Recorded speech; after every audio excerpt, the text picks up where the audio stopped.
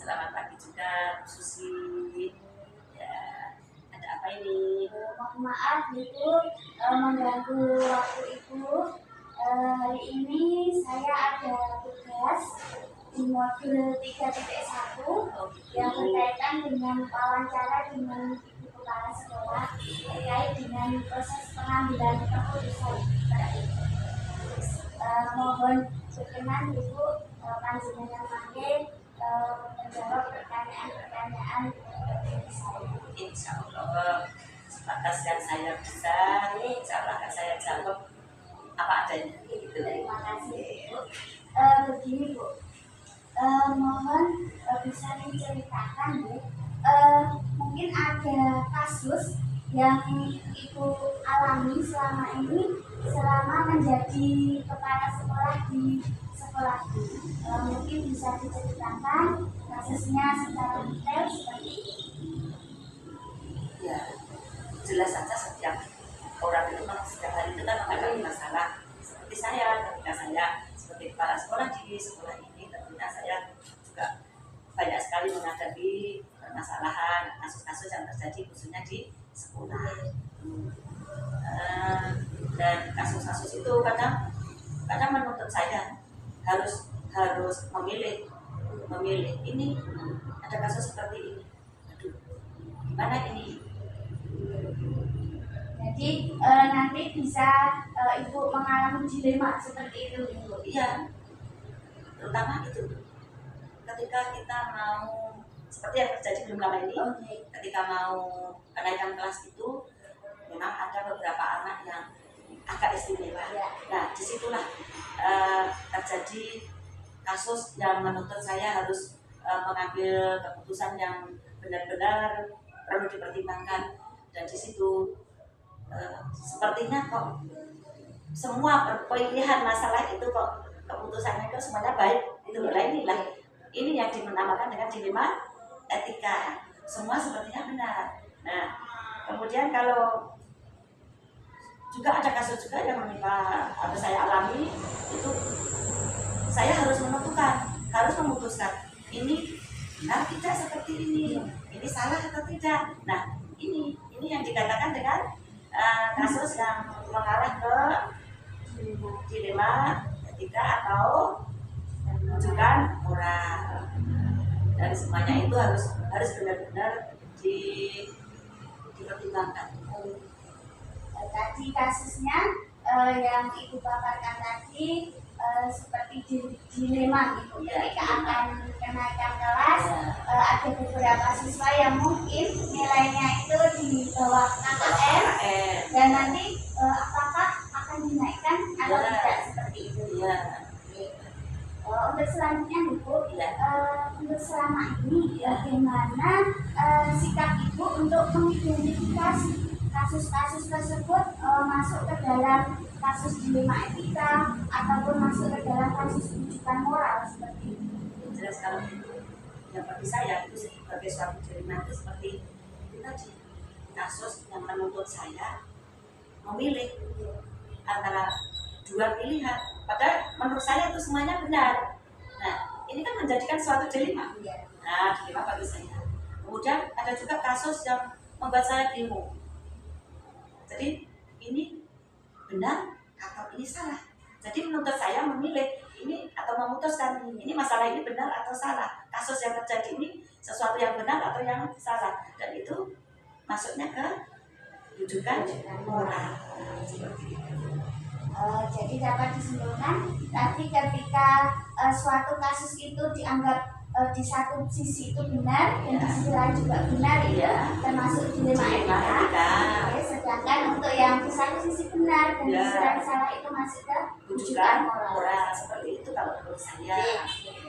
Nah, selanjutnya Ibu, bagaimana Ibu dalam pengambilan keputusan di sekolah ini, terutama untuk kasus-kasus di mana ada dua kepentingan, yang misalnya tadi sama-sama benar atau sama-sama mengandung nilai-nilai kebajikan. Bagaimana proses pengambilan keputusan? Kalau ada kasus seperti ini, dua-duanya kok sepertinya benar. Yang mendatangkan ini satu dilema itu tadi, maka ya perlu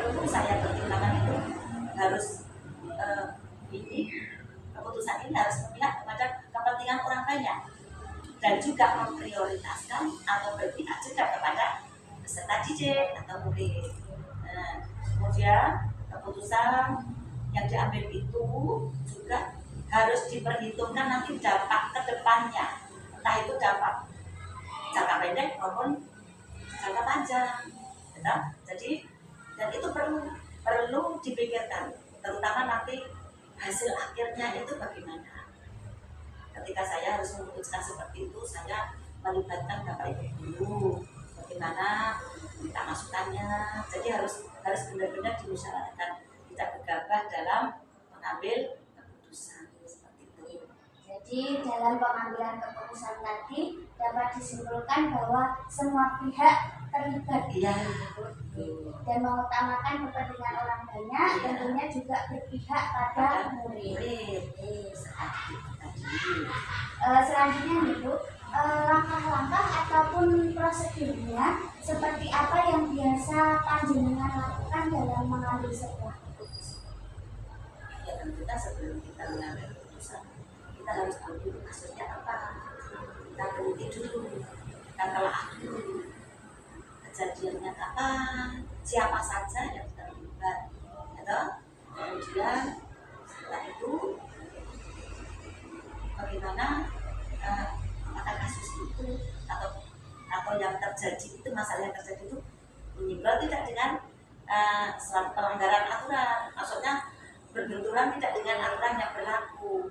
Kalau memang itu ada indikasi melanggar, maka harus segera diambil keputusan, dan keputusan itu sebisa mungkin harus berdasarkan dengan pertimbangan apa ya, kemanusiaan, dan jangan langsung begini dan kemudian juga perhitungan juga tentang keadilan. Keadilan harus benar-benar adil ya. Kemudian ketika saya membuat keputusan itu supaya tidak merugikan ya pihak-pihak yang terlibat itu, saya juga harus mungkin ada pertimbangan lain.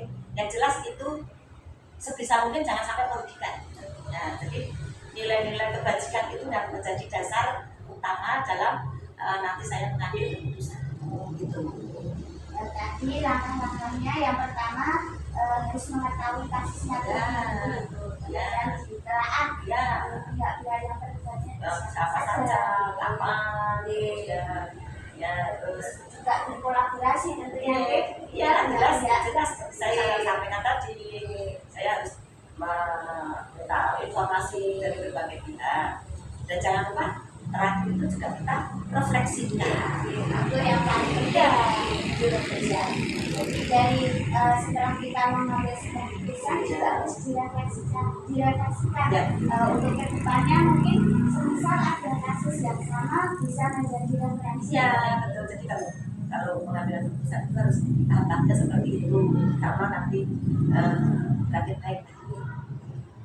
Berikutnya ya, hal-hal apa saja nih yang selama ini panjenengan anggap itu adalah hal yang efektif dalam pengambilan sebuah keputusan? Ya, yang jelas yang lebih efektif itu kita harus tahu dulu masalahnya apa. Jadi kita harus bisa mengidentifikasi kasus itu benar atau salah, dan ini harus butuh waktu, butuh informasi dari berbagai pihak sebelum memutuskan. Jadi dianggap efektif itu apabila kita itu mengetahui terlebih dahulu akan masalahnya apa, baru diputuskan. Berikutnya Bu, apakah tantangan yang mungkin Ibu rasakan ketika mengambil sebuah keputusan, baik tantangan dari dalam maupun tantangan dari luar? Itu memang benar-benar menantang saya itu. Ketika ada kasus sebenarnya sudah diselesaikan, tapi tantangannya itu ada pihak-pihak ya, mesti itu ada pihak-pihak yang kurang puas, dan saya ini tantangannya bagaimana saya bisa memberikan pengertian kepada pihak-pihak yang terlibat tadi supaya eh, supaya mereka itu tahu bahwa keputusan yang saya ambil itu sudah melewati banyak pertimbangan, banyak masukan dari berbagai pihak. Jadi tidak hanya dapat langsung begitu saja.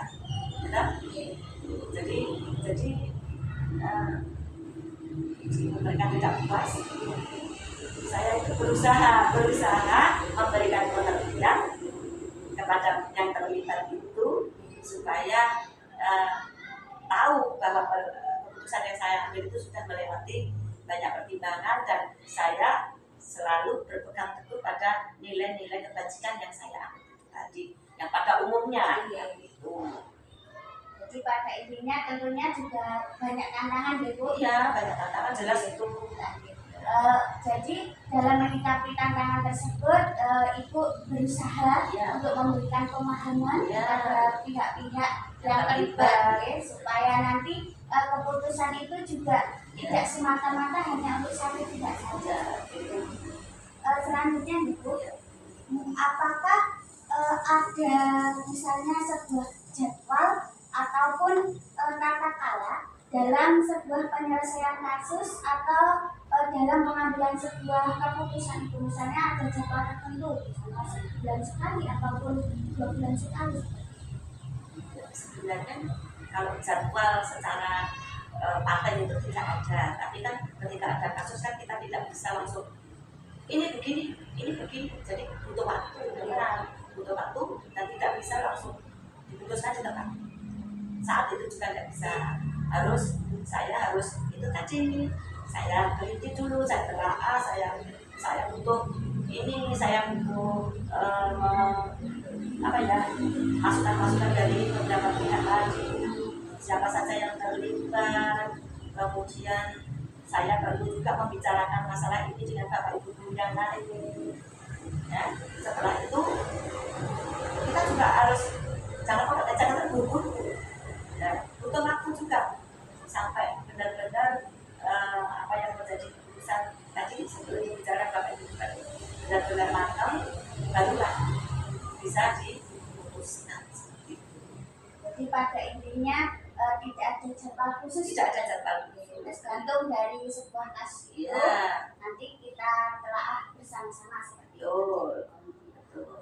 Untuk selanjutnya Ibu, adakah seseorang atau mungkin faktor-faktor lain yang selama ini mempermudah ataupun dapat membantu Ibu dalam mengambil sebuah keputusan?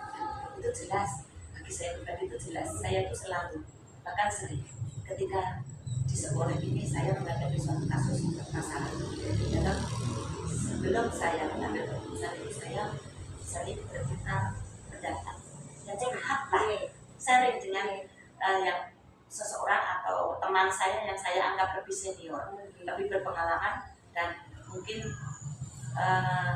sudah jam terbangnya sudah lama itu, sudah biasa menghadapi seperti itu. Nah, dari masukan-masukan teman atau beberapa pihak yang saya anggap lebih berpengalaman itu tadi, yang saya pikir bisa memudahkan saya ketika saya dihadapkan seperti itu. Jadi saya butuh benar itu. Jadi mungkin ada pihak-pihak lain ya, pihak lain Ibu dalam mengambil sebuah keputusan, tentunya juga istilahnya beliau-beliau yang sudah berpengalaman, untuk menangani kasus-kasus yang seperti panjenengan rasakan. Jadi ketika mereka berhasil seperti ini, saya pun bisa menerapkan seperti itu. Ya, begitu. Untuk pertanyaan terakhir Ibu. Oh ya. Dari semua hal yang telah panjenengan sampaikan tadi, pembelajaran apa yang mungkin bisa dipetik dari pengalaman panjenengan ketika mengambil sebuah keputusan?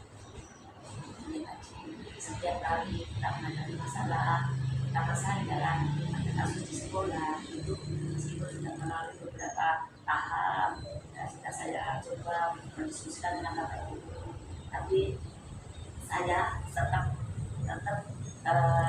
memiliki pendapat bahwa apapun keputusan yang saya ambil itu pasti tidak ada yang sempurna, ya. Semua keputusan karena memang melibatkan beberapa pihak, pasti ada plus minusnya, ada kekurangannya, ada kelebihannya.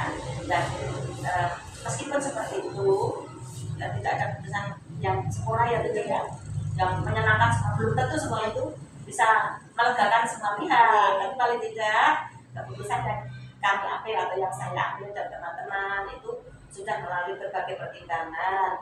Yang jelas itu dari segi kemanusiaan itu sudah saya perhitungkan, dan nilai-nilai kajian itu tadi yang jadi panutan utama. Okay? Jadi sekali lagi bahwa keputusan yang kita ambil itu belum tentu menyenangkan semua pihak dan belum tentu itu sempurna. Pasti ada kekurangannya dan ada kelebihannya. Jadi yang dapat dipetik dari proses pengambilan keputusan tadi intinya adalah semua itu berpihak pada nilai-nilai Ya, kebajikan tadi. Istilahnya keputusan itu tidak serta-merta baik untuk semua pihak. Ya. Jadi ya kita sebisa mungkin berpegang teguh pada nilai-nilai kepedulian ataupun nilai-nilai kemanusiaan. Tidak harus memuaskan ke semua pihak. Ada pihak-pihak tertentu yang merasa belum puas, seperti itu juga ada kritikan dan masukan. Ya. Tapi yang jelas semuanya harus berpegang teguh pada nilai-nilai kemanusiaan, keadilan itu tadi. Terima kasih banyak Ibu Sri Sutriyanti sudah berkenan memberikan jawaban-jawaban yang jelas dan rinci.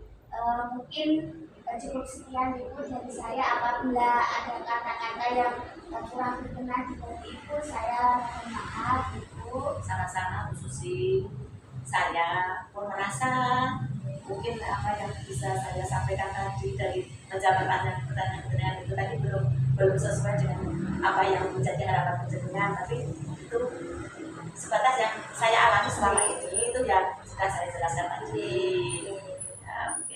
Ya, mungkin malah jenengan selanjutnya nanti bisa memberikan masukan, nanti memberikan masukan pada saya.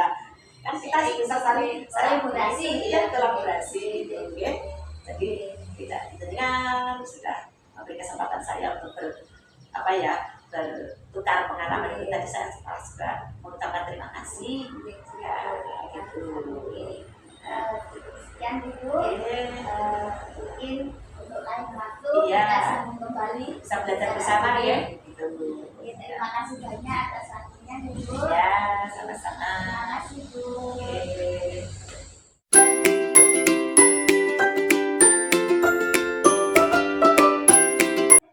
Assalamualaikum Bu Nurul. Waalaikumsalam Bu Susi dan juga Bu Tuti. Terima kasih Bu Nurul sudah meluangkan waktunya untuk kita berdua nih Bu. Pada kesempatan kali ini saya dan Ibu Tuti ingin mewawancari Bu Nurul terkait dengan proses pengambilan keputusan selaku sebagai kepala sekolah di SDN 1 Ngabiang ini Bu. Untuk nanti mohon berkenan menjawab beberapa pertanyaan dari kami berdua nih Bu. Siap Bu Susi. Selanjutnya Bu, mungkin Bu Nurul bisa menceritakan nih pengalaman-pengalaman Ibu Nurul sebagai kepala sekolah di sini, tentunya dalam menghadapi sebuah kasus-kasus seperti itu Bu. Mungkin bisa diceritakan kepada kami seperti itu. Bu Susi dan juga Bu Tuti, bahwasannya sekolah itu adalah seperti halnya keluarga kita, bahwasannya disinilah kita bekerja, disinilah kita dalam menjalankan tugas. Jadi permasalahan-permasalahan itu pasti ada, dan terkadang permasalahan-permasalahan itu membutuhkan suatu yang namanya identifikasi, suatu analisis terkait masalah itu sendiri. Artinya bagaimana di saat kita mengalami yang namanya permasalahan, menghadapi suatu permasalahan itu, kita identifikasi dulu, kita analisis dulu terkait mengenai nilai benar dan salahnya terlebih dahulu. Mengapa seperti itu? Karena permasalahan itu terkadang itu dari sisi A itu betul, tapi ada juga dari sisi B itu salah. Itu kan permasalahan yang bisa langsung dikatakan benar dan salah. Tetapi ada juga permasalahan yang membutuhkan suatu identifikasi, suatu analisis yang lebih mendalam bahwasannya permasalahan itu antara perspektif kanan dan perspektif kiri itu sama-sama mengandung nilai kebenaran.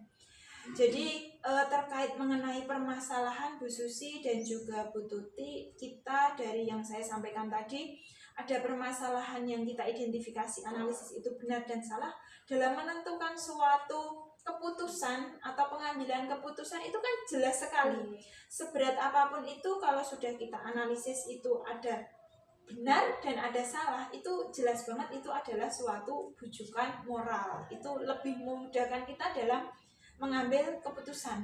Tapi berbeda halnya saat kita menghadapi suatu permasalahan, kemudian kita analisis permasalahan itu ternyata sama-sama mengandung nilai kebenaran. Jadi dari sisi A itu betul, dari sisi B juga betul, juga benar. Jadi diperlukan suatu yang namanya berpikir lebih seperti itu, karena itu ibaratnya adalah dilema etika. Jadi mau mengambil keputusan sini juga betul, mengambil keputusan sini juga betul. Jadi kita perlu yang namanya alternatif solusi dalam permasalahan yang sama-sama ibaratnya sama-sama benarnya, seperti itu Bu Susi dan juga Bu Tuti. Jadi tadi ketika ada permasalahan, di satu sisi benar dan di sisi lain juga benar, itu termasuk dilema etika seperti itu Ibu. Sedangkan di sisi satunya lagi benar dan di sisi lainnya lagi salah, itu termasuk dalam bujukan moral. Dan tentu saja dilema etika itu dalam mengambil sebuah keputusan harus benar-benar membutuhkan waktu yang lebih seperti itu ya. Selanjutnya Bu Nurul, bagaimana Ibu menjalankan pengambilan sebuah keputusan tentunya di sekolah ini nih, terutama untuk kasus-kasus yang tadi yang benar dan benar ataupun kasus-kasus di mana mengandung nilai-nilai kebajikan seperti itu. Iya. Dalam pengambilan keputusan yang terkait mengenai permasalahan yang benar dengan benar atau yang kita sebutnya itu sebagai dilema etika, itu kita itu perlu yang namanya berpikir mendalam. Artinya berpikir mendalam adalah membutuhkan kita dari pihak-pihak yang terlibat itu untuk duduk bersama, untuk mencari alternatif solusi, karena mengambil ini benar, mengambil sini juga benar. Otomatis kita perlu yang namanya jalan tengah, dan jalan tengah itu ibaratnya saya di sini sebagai kepala sekolah tidak langsung saya yang menentukan. Jadi kita perlu yang namanya duduk bersama. Jadi yang paling terpenting adalah dalam menghadapi suatu masalah utama itu adalah komunikasi dan juga berkolaborasi. Yang namanya permasalahan itu dalam penyelesaian itu tidak bisa yang namanya langsung saat itu juga langsung poin langsung diselesaikan, masalah selesai, tidak seperti itu saat kita mengalami dilema etika. Jadi perlu yang namanya duduk bersama, berkolaborasi bersama agar semua kepentingan, semua tujuan, semua nilai-nilai kebajikan yang kita yakini itu benar, itu semuanya itu bisa terakomodasi.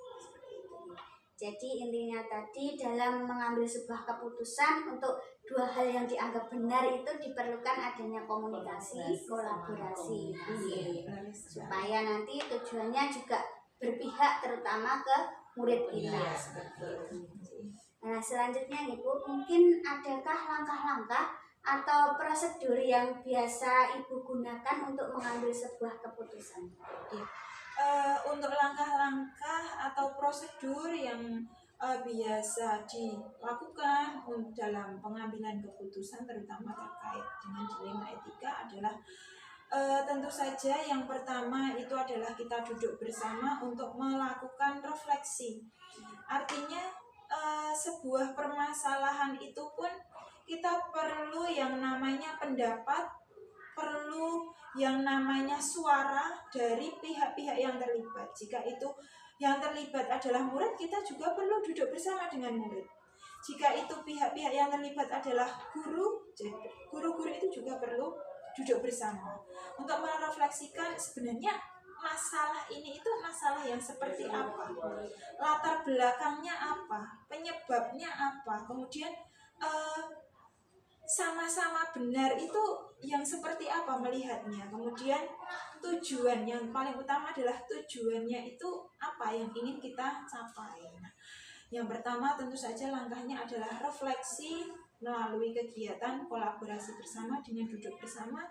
Setelah melakukan refleksi dan juga kolaborasi bersama, yang ketiga adalah terkait yang namanya alternatif solusi. Dalam melakukan atau menetapkan alternatif solusi itu juga perlu mempertimbangkan yang namanya tujuannya. Tujuannya itu apa? Seperti itu, kebutuhan apa yang ingin dicapai agar semua nilai-nilai kebajikan itu dapat terakomodasi semuanya. Jadi langkah-langkahnya tadi yang pertama dan utama itu adalah refleksi seperti itu nggih, dan dilakukan kolaborasi yang nantinya bisa diambil sebuah solusi alternatif untuk merujuk ke tujuan bersama seperti itu. Nah, selanjutnya nggih Bu, mungkin hal-hal apa saja yang selama ini Ibu anggap efektif, istilahnya seperti itu, dalam mengambil sebuah keputusan yang dimana itu adalah keputusan untuk kasus dilema etika. Iya. Untuk hal-hal yang dirasa efektif selama ini dalam melakukan penyelesaian masalah saat menghadapi yang namanya dilema etika itu adalah refleksi. Artinya permasalahan yang kita hadapi saat ini misalnya, terkadang itu juga adalah permasalahan-permasalahan yang sebelumnya sudah pernah kita alami. Artinya permasalahan-permasalahan itu tidak menutup kemungkinan kita menghadapi permasalahan yang berulang. Seperti halnya saat ini kita masuk bulan Agustus, Juli Agustus itu panjenengan semua juga perso, kegiatan itu luar biasa sekali, terutama untuk anak dan juga kita sebagai seorang guru dalam menuntun murid itu terkadang juga, waduh kegiatan kok segini banyaknya, sedangkan di kalender pendidikan itu sudah terjadwal, terencana, ya tujuan-tujuan pembelajaran. Seperti halnya saat ini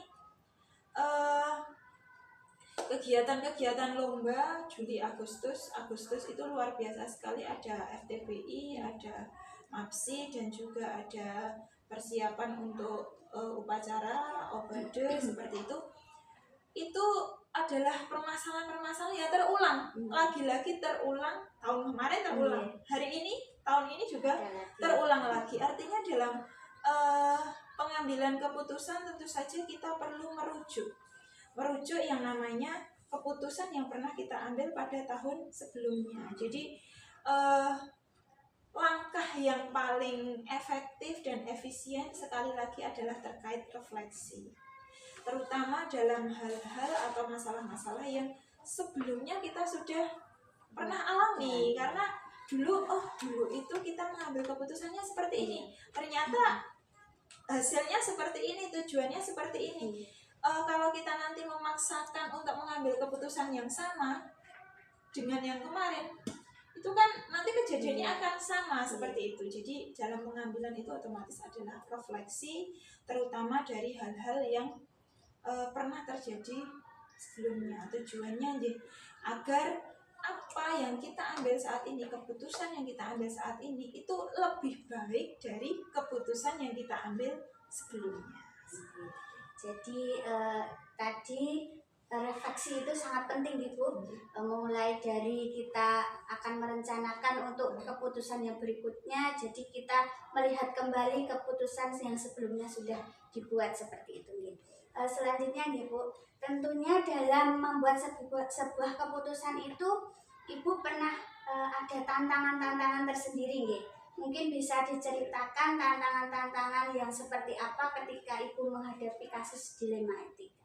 Iya, tentu saja tantangan-tantangan dalam saat menghadapi dilema etika itu ada saja. Karena ya sekali lagi yang namanya dilema etika, saat saya ambil keputusan sini betul, tapi saat mengambil keputusan sini juga betul. Tapi kan terkadang antara keputusan A dan B itu terkadang adalah bertolak belakang. Jadi tantangannya adalah terkait solusi yang kita berikan itu bisa mengakomodasi pihak-pihak yang terlibat itu merasa terpenuhi apa kebutuhan yang dia hadapi, yang dia butuhkan untuk mencapai tujuannya. Artinya misalnya saja dalam hal-hal permasalahan yang saya katakan tadi, berkaitan mengenai lomba, juga dengan pelajaran. Kalau kita hanya saklek atau kita otoriter, ya anak itu ya hanya akademisnya dulu, yang akademisnya dulu. Sedangkan kan tidak semua anak itu akademisnya menonjol. Terkadang juga ada hal-hal non akademis yang sebenarnya dia itu menonjol. Jadi kita perlu yang namanya alternatif. Nah, bagi saya tantangan terbesar adalah agar anak-anak yang akademisnya baik dan juga anak-anak yang akademisnya baik dan juga non akademisnya baik ini tuh sama-sama terwadahi dalam kegiatan itu. Jadi pembelajarannya tidak merasa dirugikan, tapi juga untuk pengembangan bakat minatnya anak itu pun juga tidak terlewatkan. Jadi anak itu akademisnya maju, tetapi juga kegiatan non akademis yang dia miliki juga jalan. Jadi seiring sejalan seperti itu untuk kegiatan akademis dan non akademis. Baik Bu, untuk selanjutnya Bu, mungkin apakah ada waktu khusus ataupun jadwal-jadwal tertentu dalam pengambilan sebuah keputusan, misalnya dalam kasus dilema etika, mungkin diselesaikan pada saat itu juga ataupun membutuhkan waktu tersendiri seperti itu? Untuk waktu secara khususnya dalam pengambilan keputusan itu lebih bersifat ke situasional. Artinya situasional adalah tergantung dari permasalahan yang kita hadapi saat itu. Di saat permasalahan yang kita hadapi saat itu seperti halnya terkait dengan lomba dan juga pembelajaran seperti ini kan tidak saat itu juga, hari itu juga kita putuskan. Kita perlu duduk bersama dengan Bapak Ibu guru, kita perlu juga mendengarkan pendapat dari anak agar anak yang terlibat, role-nya di sini kan subjeknya itu adalah anak. Kalau kita sebagai guru kan ibaratnya menuntun anak, sedangkan yang harus berjalan itu adalah anak. Kira-kira yang mau diajak berjalan ini apakah nilai-nilai apa saja yang perlu kita kedepankan seperti itu, termasuk dalam hal mungkin kalau saat itu juga mungkin ya mau nggak mau anak-anak harus latihan mungkin seperti itu, tapi kan kita juga harus melihat juga kondisi anak. Iya, jadi kalau terkait mengenai permasalahan-permasalahan terkait seperti halnya perlombaan, pembelajaran itu kita duduk bersama dulu dalam menyelesaikannya. Jadi kita perlu yang namanya mendengarkan dulu agar semua kebutuhan itu bisa kita wadahi, kita tampung seperti itu. Anak-anak bahagia, tujuan juga tercapai. Tapi berbeda halnya Bu Susi dan juga Bu Tuti terkait apabila kita menghadapi suatu permasalahan yang membutuhkan keputusan saat itu juga. Padahal itu ibaratnya kita lihat sama-sama ya benarnya, walaupun itu ibaratnya keputusannya itu saling berbenturan. Seperti ini Bu Susi dan juga Bu Tuti, bahwasanya kita tahu permasalahan baik itu sekolah dasar maupun sekolah menengah pertama, sekolah menengah atas itu mungkin saat ini hampir sama, yaitu terkait mengenai guru, karena guru itu adalah memegang peranan penting dalam hal memfasilitasi menuntun anak dalam belajar. Tapi seorang guru itu pun juga punya yang namanya adalah hak. Artinya memang kewajibannya guru adalah menuntun siswa untuk belajar, mendidik anak di sekolah, tapi dia pun juga punya hak yang tidak bisa kita abaikan begitu saja. Termasuk saat situasi yang paling kritis, ibaratnya saat itu yang perlu kita segera tuntaskan atau segera kita ambil keputusan adalah misalnya guru itu mengalami yang namanya sakit. Iya, sudah sekolah kekurangan guru, gurunya tambah sakit. Saat kita memikirkan anak, ya mau nggak mau gurunya masuk, karena guru yang lainnya pun sudah sibuk dengan kelas, bahkan sudah juga ada yang guru sudah merangkap 2 kelas seperti itu. Tapi kita melihat juga dari sisi gurunya, saat guru itu sakit kan otomatis beliau pun juga perlu yang namanya istirahat.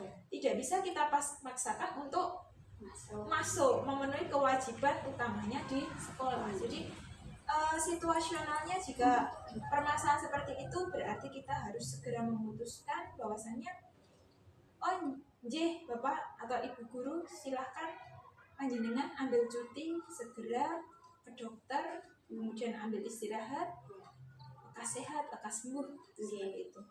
Untuk anak-anak di sekolah pun kita juga harus segera melakukan keputusan bahwasannya kita harus segera saat itu, Bu A, panjenengan kelas ini dengan ini, saya kelas ini, panjenengan kelas ini dan ini. Jadi untuk pengambilan keputusan itu waktunya itu sekali lagi adalah situasional. Saat itu juga bisa kita besok karena kita perlu mempertimbangkan hal-hal lain, itu juga bisa. Tapi terkait untuk hal-hal yang mungkin bersifat rutin itu adalah terkait mengenai refleksi. Kalau refleksi itu adalah hal yang rutin, bisa kita lakukan 2 minggu sekali, bahkan 1 minggu sekali, bahwasannya apa saja permasalahan yang kita hadapi selama 2 minggu terakhir. Tujuannya untuk apa? Permasalahan-permasalahan tersebut saat kita menghadapi permasalahan yang hampir sejenis atau sejenis pada masa yang akan datang atau hari-hari berikutnya, itu bisa dijadikan suatu pembelajaran seperti itu. Mungkin Bu Tuti ingin menyampaikan pada Bu Nurul. Ya Bu Nurul, ini saya mau menyampaikan dalam pengambilan keputusan memerlukan situasional ya. Jadi adakah faktor-faktor yang membantu atau mempermudah dalam pengambilan keputusan ketika dilema etika itu? Iya, tentu saja faktor-faktor yang kita perlukan atau faktor-faktor yang mendasari dalam pengambilan keputusan adalah yang pertama, kita butuh yang namanya kolaborasi dan juga saling memahami. Artinya kolaborasi saat saya mengambil keputusan seperti itu, seperti halnya saat itu juga saya pun juga perlu dukungan dari Bapak Ibu guru yang lainnya. Artinya kalau saya sendiri yang menjalankan itu tidak bisa, karena SD itu ada 6 kelas. Kalau saya yang harus menghandle 3 kelas, itu kan rasanya juga kurang optimal seperti itu. Jadi memang seperti hanya permasalahan yang terakhir ini tadi, mungkin saya tidak sempat untuk bertanya kepada Bapak Ibu guru yang lainnya, karena orang sakit kok masih mau ditunda-tunda seperti itu. Tapi maksud saya dalam pengambilan keputusan itu, saat saya mengambil keputusan itu, saya pun juga perlu yang namanya kolaborasi dan juga dukungan dari rekan-rekan yang lainnya agar sama-sama tujuannya itu bisa tercapai. Anak-anak bisa terakomodasi dalam pembelajarannya, haknya anak itu tidak dirugikan, tapi juga haknya rekan guru yang baru sakit ini juga tidak dirugikan. Jadi otomatis adalah hal utama dalam kita bekerja dan menjalankan tugas adalah kolaborasi dan juga dukungan seperti itu. Iya, dari kolaborasi sama dukungan itu, dari semua hal yang telah disampaikan, apa yang dipetik dari pengalaman Ibu selama mengambil keputusan dilema etika? Otomatis setelah kita itu mengambil suatu keputusan, itu kita itu perlu yang namanya kembali menimbang. Jadi setelah kita mengambil keputusan tidak terus barbar seperti itu. Kalau orang Jawa mungkin rampung, tapi kita perlu yang namanya membuat semacam catatan-catatan kecil. Artinya tahun kemarin permasalahan yang kita hadapi sama dengan tahun yang sekarang. Tahun kemarin saya mengambil keputusan ini, pembelajarannya apa, kita perlu catat. Kemudian tahun ini kita ambil keputusan ini, hasilnya apa, dampaknya apa, hal positifnya apa, hal yang perlu diperbaiki apa, kita catat. Jadi yang namanya hikmahnya itu adalah di saat kita setelah mengambil yang namanya suatu keputusan, kita pikirkan lagi. Artinya kita pikirkan lagi apakah keputusan yang kemarin kita ambil itu sudah baik atau malah sebaliknya, ataukah dampaknya itu sudah perlu ada yang perlu ditingkatkan atau ada hal yang perlu diperbaiki. Jadi setelah melakukan yang namanya pengambilan keputusan, hikmahnya adalah jangan langsung barbar seperti itu. Jadi kita perlu yang namanya bersama-sama membuat catatan-catatan. Artinya apa? Artinya agar catatan-catatan itu nantinya bisa kita gunakan untuk selanjutnya, untuk menghadapi permasalahan-permasalahan atau kejadian-kejadian yang hampir serupa seperti itu. Ini berarti tadi hal yang bisa dipetik dari proses pengambilan keputusan tadi seperti yang Ibu Nurul paparkan tadi, intinya adalah ketika kita sudah pernah mengambil sebuah keputusan, juga perlu adanya refleksi seperti itu, Ibu, biar nantinya mungkin di suatu saat ataupun di masa-masa mendatang ada kejadian serupa bisa dijadikan referensi seperti itu. Mungkin Bu Tuti ada yang perlu ditanyakan lagi? Oke. Matur suwun Bu Nurul atas waktunya. Mohon maaf apabila kami berdua dalam berkata-kata ada yang kurang berkenan di hati Bu Nurul. Terima kasih banyak sudah memberikan jawaban yang bisa memberikan pencerahan kepada kita berdua supaya kita menjadi lebih semangat dan terinspirasi untuk lebih maju. Iya, sama-sama Bu Susi dan juga Bu Tuti. Pokoknya untuk panjenengan berdua semangat dan sukses selalu apapun yang dijalani saat ini. Semoga selalu diberikan kemudahan dan kelancaran oleh Allah Subhanahu wa Ta'ala, dan tentu saja diberikan kesehatan agar apapun yang kita jalani ini nanti bisa berjalan dengan baik dan juga mendapatkan berkah dari Allah Subhanahu wa Ta'ala. Begitu juga dengan saya, apabila dalam ini tadi kan ibaratnya kita sharing seperti itu, ada kekurangan atau ada hal-hal yang mungkin bagi panjenengan berdua kurang berkenan, saya mohon maaf seperti itu. Sama-sama Bu Nurul, terima kasih Bu Nurul. Kami mohon pamit Ibu. Cukup sekian dari kami. Wassalamualaikum warahmatullahi wabarakatuh. Waalaikumsalam warahmatullahi wabarakatuh.